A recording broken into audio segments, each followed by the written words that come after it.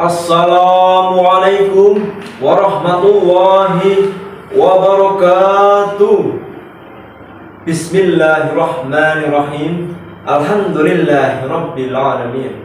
Wa bihi nasta'in ala umuri dunya waddin. Wassalatu wassalamu ala asyrafil anbiya'i wal mursalin sayyidina Muhammadin wa ala alihi wa sahbihi ajmain. Rabbi shrah li sadri wa yassir li amri wahlul 'uqdatam min lisani yafqahul qawli. Amma ba'd. Jalan-jalan naik kuda bersama dia. Untuk hadirin yang di sana, apa kabar semuanya? Dewan Hakim yang kami hormati serta hadirin yang kami cintai. Napoleon, seorang orientalis berkebangsaan Prancis, mengatakan, "The principle of Quran with alone of tricking can lead men to happiness."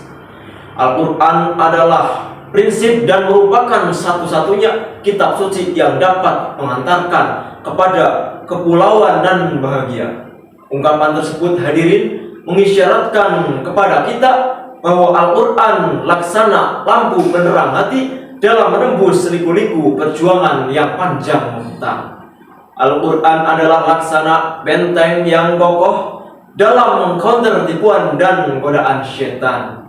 Al-Quran laksana jimat penyelamat dari kesesatan hidup dan kehidupan. Pendek kata, Al-Quran adalah satu-satunya kitab suci yang berisi petunjuk dan kebahagiaan serta senantiasa relevan dengan perkembangan dan situasi zaman. Oleh karena itu, Rasulullah SAW mengatakan, "Iqra'ul Qur'an fa innahu ya'ti yaumal qiyamah syafi'an li ashabihi." Bacalah kamu sekalian Al-Quran, maka ia akan datang pada hari kiamat sebagai penolong bagi para pembacanya. Dalam rangka menjadikan Al-Quran sebagai petunjuk dan pedoman hidup manusia, pada kesempatan berbahagia ini, izinkan kami membawakan syarahan yang berjudul Al-Quran dan Rancang Bangun Masa Depan Peradaban Manusia, dengan rujukan Quran Surat Yunus ayat 57. A'udzu billahi minasy syaithanir rajim. Bismillahirrahmanirrahim.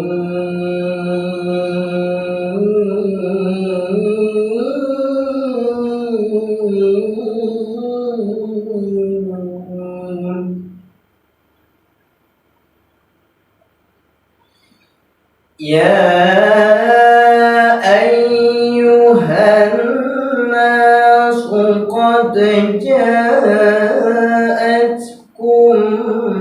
maw'idhatun min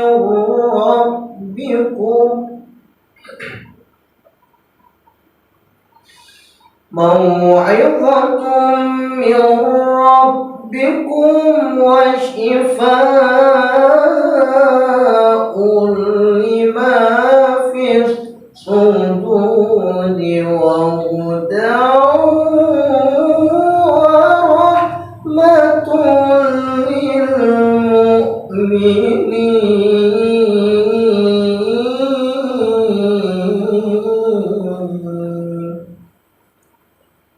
Hamba berlindung kepada Allah dari godaan syaitan yang terkutuk dengan menyebut nama Allah yang Maha Pengasih lagi Maha Penyayang.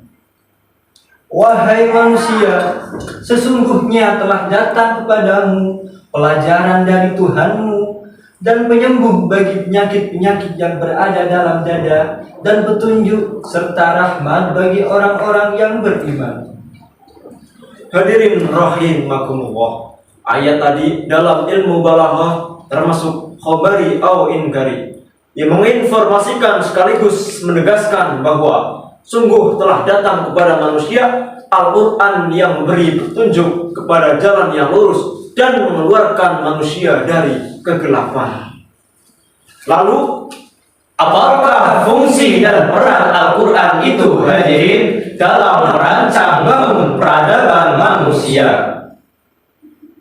Ayat tadi sebagaimana ditafsirkan oleh Imam Ali As-Sabuni dalam Sofwatu Tafsir menjelaskan bahwa ada 4 fungsi diturunkannya Al-Quran, yaitu Yang pertama, Al-Quran sebagai pelajaran dari Tuhan yang Maha Pengajar. Berkaitan dengan hal tersebut, Imam Al-Ghazali dalam Jawahir Al-Quran mengatakan seluruh cabang ilmu pengetahuan yang datang terdahulu maupun yang kemudian, baik yang telah diketahui maupun belum, semuanya bersumber dari Al-Quranul Karim. Sebagai bukti, bukankah Al-Quran diturunkan menggunakan bahasa Arab yang telah mendorong lahirnya ilmu bahasa yang kemudian kita kenal dengan ilmu nahwu dan shorof? Bukankah karena Al-Quran diturunkan menggunakan bahasa yang indah, puitis, retoris, argumentatis yang telah mendorong lahirnya ilmu retorika, sehingga yang kita kenal kemudian yaitu ilmu balaghah? Bukankah karena kita diperintahkan untuk membaca Al-Quran dengan baik dan benar yang telah mendorong lahirnya ilmu qiraat yang kemudian kita kenal dengan ilmu tajwid? Yang kedua, Al-Quran berfungsi sebagai obat penyembuh dari penyakit batin seperti Penyakit syirik, ragu, dan bodoh. Betul hadirin? Kenapa Al-Quran berfungsi sebagai penyakit batin, bukan penyakit zahir? Jawabannya hadirin, penyakit zahir memang berbahaya jika tidak diobati, tapi jauh lebih berbahaya jika kita punya penyakit batin tapi tidak diobati.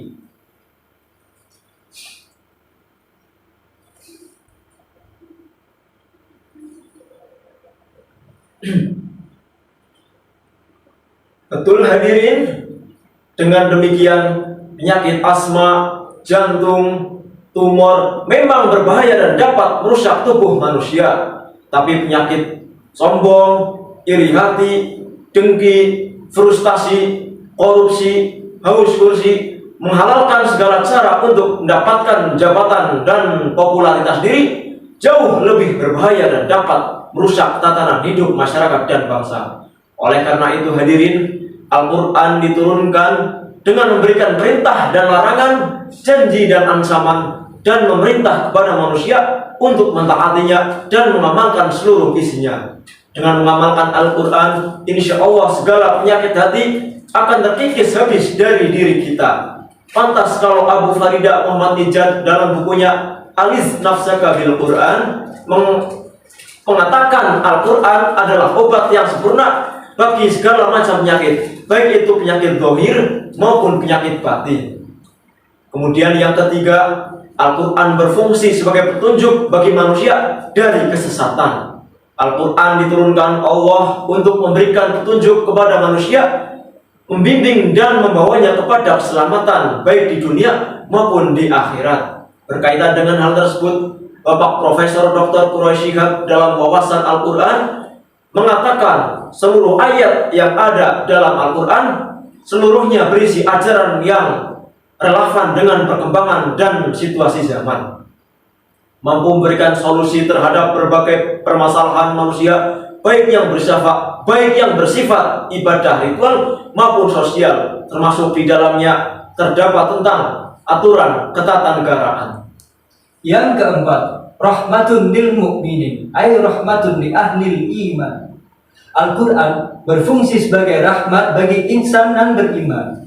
Artinya, kalau Al-Quran sudah kita baca isinya, dipahami ajarannya, serta diamalkan petunjuknya, maka ia akan menciptakan ketenangan bagi diri kita, jauh dari rasa resah dan gelisah, siap menghadapi berbagai problematika hidup dan kehidupan, serta mampu menghantarkan kita kepada kebahagiaan, baik di dunia maupun di akhirat.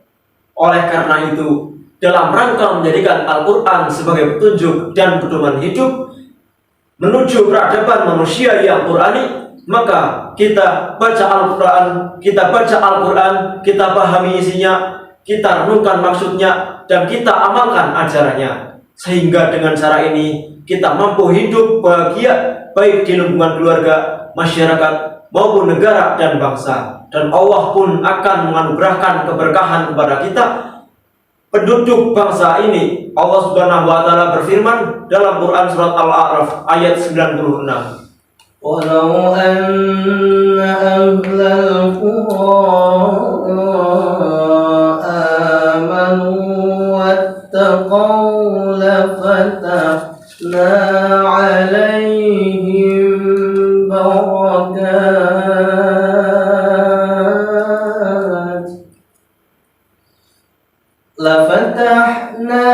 عليهم بركات من السماء والأرض ولكن كذبوا فأخذناهم بما كانوا يكسبون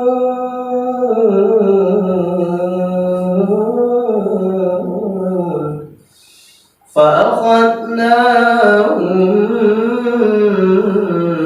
بما كانوا يكسبون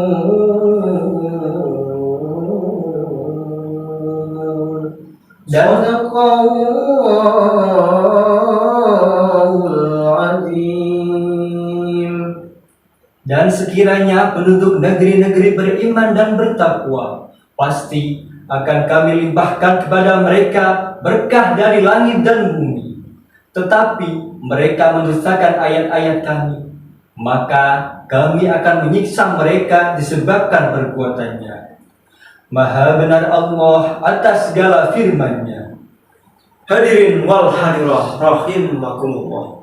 Dengan demikian dari uraian ini dapat disimpulkan bahwa Al-Quran merupakan firman Allah Subhanahu wa taala yang berfungsi sebagai pelajaran, obat, petunjuk dan rahmat dalam merancang bangun peradaban manusia untuk menggapai kebahagiaan baik di dunia terlebih lagi di akhirat. Untuk itu kewajiban kami, saudara, seluruh bangsa Indonesia melaksanakan apa yang telah digariskan oleh Al-Quran agar peradaban manusia di negara Indonesia dapat berjaya kembali di masa sekarang dan di masa yang akan datang.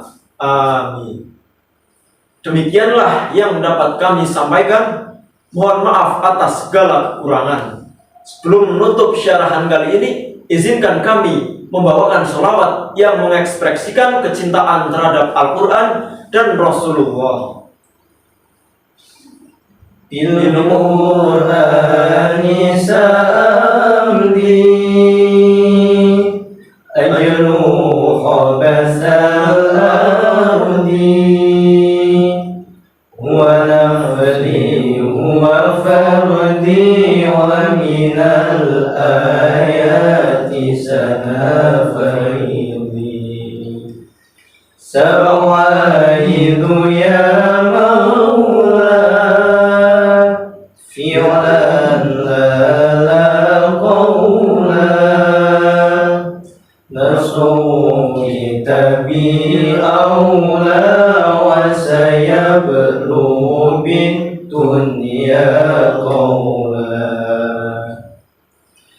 Mari kita bangun masa depan peradaban manusia dengan tuntunan Al-Quran. Wallahu muwaffiq illa aqwamin thoriq. Wassalamualaikum warahmatullahi wabarakatuh.